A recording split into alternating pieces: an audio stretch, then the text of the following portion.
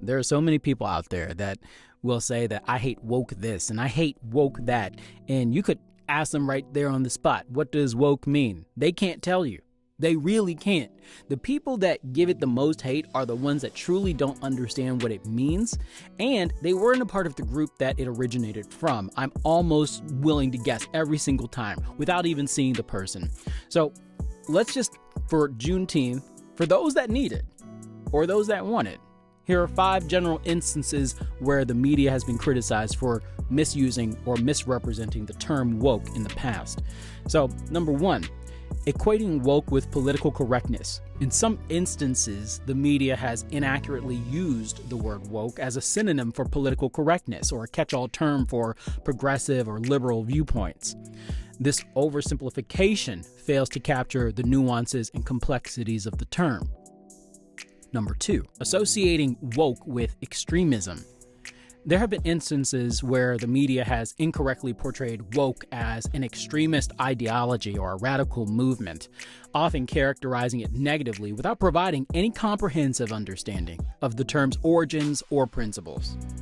Number 3, using woke as a dismissive label.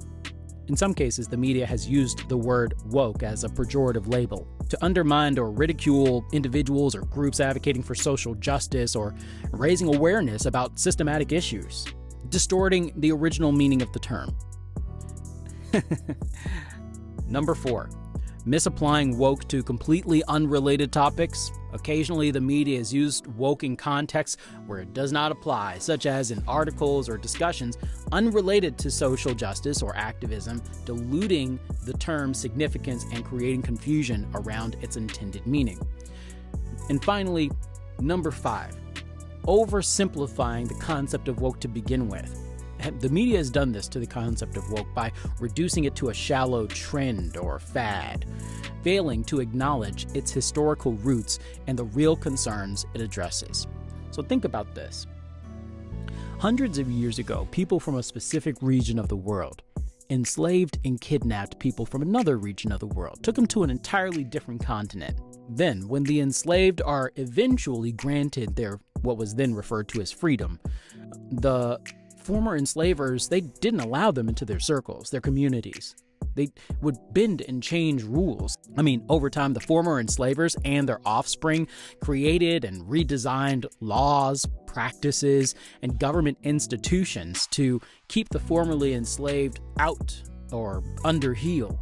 That's laws, that's practices, and that is government institutions right there. And much of that remains in place to this day. But there's another problem. The past is foggy as by its very nature, and the fog was then thickened by the former enslavers, and much of the history was erased or forgotten by the formerly enslaved. So fast forward to today.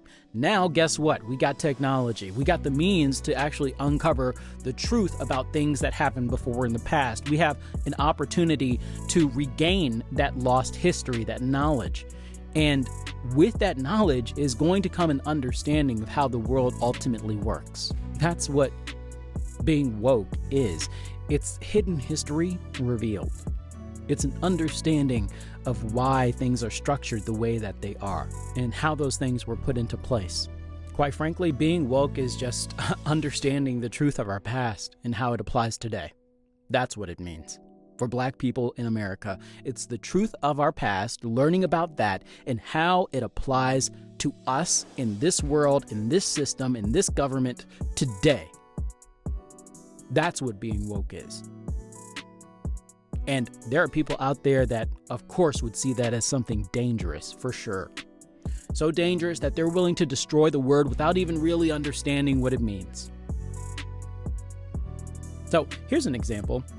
I think there were a lot of people, even Black people, that when that show on HBO, The Watchmen, came out, they saw the whole Tulsa massacre and maybe at first thought it wasn't real, like it was just a construct of the show. But no, it was shit that really happened. And a lot of people found that out. And thank goodness that that was in that show, so that way people could learn the truth about what happened before in the past, because so much of that gets buried, gets hidden, gets pushed off to the side, gets talked around or whatever. I mean, there have been so many tactics to hide history, and we see this not just in the black community, but we see this also in the Native American community, how they've been treated before in the past, the schools and the children there and the mistreatment. This is bigger really than just black people, but the ones that are trying to keep that term suppressed tend to be the offspring of the offenders.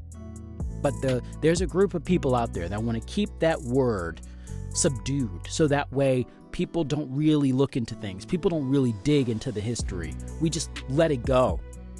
Tulsa, Oklahoma was a shining city, an example of black excellence, an example of what the formerly enslaved could do if they were just left the fuck alone. A blueprint of black excellence, and the white people there burned it to the ground because of that. Don't abandon the word. Use it with pride. Fuck what they think. Stay woke.